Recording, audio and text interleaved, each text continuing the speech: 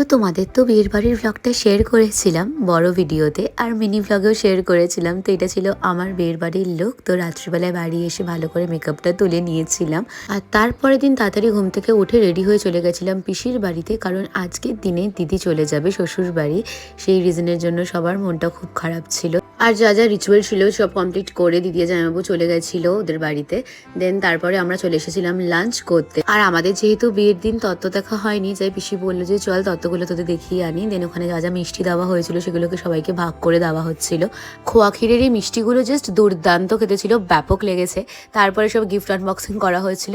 আর এই লার্জ ট্রলিটা আমার বন্ধুরা দিয়েছিল টুপাই দিদিকে, তাই সবার সামনে সবকিছু খুলে খুলে দেখানো হচ্ছিল। তো দেন আমরা গল্প করতে করতে আমরা ভাবলাম একটুখানি মুড়ি মাখা খাই। তো মুড়ি মেখে খাওয়া হলো। আর মায়ের দিকে আমার চুলটাকে ছাড়িয়ে দিচ্ছে, কারণ কালকে আমার চুলে ক্রিম্পিং করা হয়েছিল। আর এই বাচ্চাটাকে দেখো সারাটা দিন দুষ্টমি করে আছে, পুরো নাজেহাল। তো দেন ডিনার করে বাড়ি চলে এসেছিলাম।